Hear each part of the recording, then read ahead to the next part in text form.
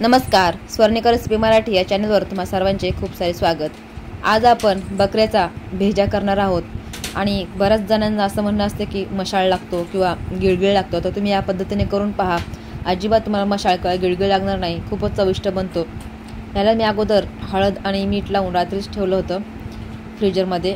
आता आपण याला करायला घेऊयात। तर आता संपूर्ण रेसिपी काय आहे ते पाहून घेऊयात। उकळी आलेल्या पाण्यामध्ये आपल्याला सोडून द्यायचं आहे। गरम पाणी घ्यायचं आहे, गार पाण्याचा वापर नाही करायचा। गरम पाणी म्हणजे उकळी आल्यानंतरच आपल्याला सोडून द्यायचं आहे आणि ह्याला चांगलं 5 ते 10 मिनिट आपल्याला शिजवून घ्यायचं आहे।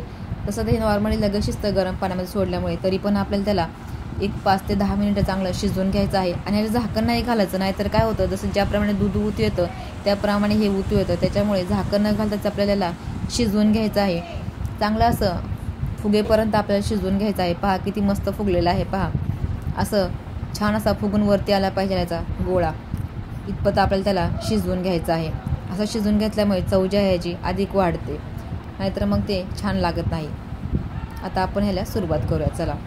या ठिकाणी पहा मी कढई घेतली आहे आणि कढईमध्ये 1 चमचा तेल घातलेला आहे। तुम्ही तूपही टाकू शकता आणि 5 ते 6 कढीपत्त्याची पाने देखील घातली आहे। याच्यामध्ये फक्त कांद्याचा वापर जास्त करायचा आहे आणि 1 चमचा जिरे घातलेले आहे। या ठिकाणी पहा मी 4 कांदे जे आहेत बारीक स्वरूपाचे कापून घेतलेले आहे। तुम्ही जेवढा कांदा टाकाल तेवढा याच्यामध्ये मावू शकतो, कारण भेजा जो आहे नंतर असा वितळल्यासारखा होतो, त्याच्यामुळे कांद्याचं जास्त तुम्ही प्रमाण टाकू शकता।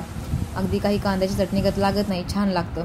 आणि याच्यामध्ये मी 1 जुडी कांद्याची पात जी आहे बारीक चिरून घातलेली आहे। कांद्याच्या पातीमुळे एक छानसा फ्लेवर ह्या भेजाला येतो, त्याच्यामुळे कांद्याची पात घातलेली आहे। तुम्हाला नको असल्यास तुम्ही नका टाकू, पण जर तुम्ही कांद्याची पात खात असाल तर आवर्जून घाला। कांद्याच्या पातीमुळे याचा फ्लेवर जो आहे अधिक छान लागतो आणि भाजीही जास्त प्रमाणात वाढते। त्यासोबतच पहा मी अर्धा कोबी जो आहे चिरून टाकलेला आहे, बारीक चिरून टाकलेला आहे, थोडासा 1/2 किलोमधला अर्धा।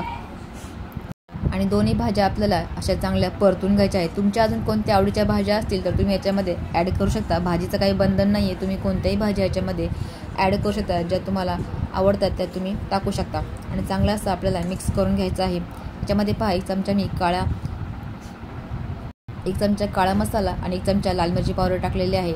सोबतच 1 चमचा गरम मसाला टाकलेला जो घरीच बनवलेला आहे आणि 1 चमचा धना पावडर टाकलेली आहे आणि चिमूटभर हळद घातलेली आहे आणि चवीनुसार मीठ टाकायचं आहे। मसाले तुम्ही तुमच्या आवडीनुसार कमी जास्तही करू शकता आणि तुमच्या आवडते मसाले तुम्ही याच्यामध्ये टाकू शकता।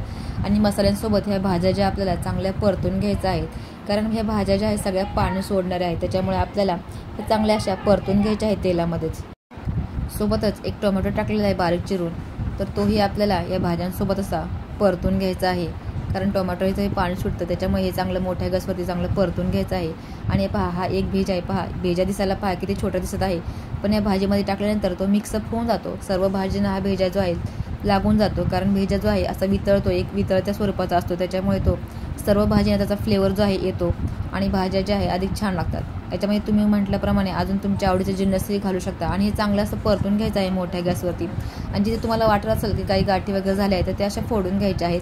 आणि भेजा जो आहे सगळ्या भाज्यांना एकसारखा लागतो, कुठेही कमी जास्त लागत नाही, सगळीकडे एकसारखा लागतो।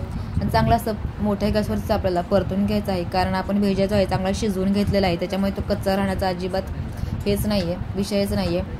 त्याच्यामुळे फक्त तुम्हाला मोठ्या गॅसवरती ह्याला चांगलं परतून घ्यायचं आहे। जेवढं तुम्ही परतून घ्याल त्यातलं तेवढं जे पाणी जे आहे ते सगळं आटून जातं, जे काही पाणी सुटलं असेल भाज्यांचं म्हणा किंवा अजून भेजाचं, तर ते पाणी सगळं आटलं जातं।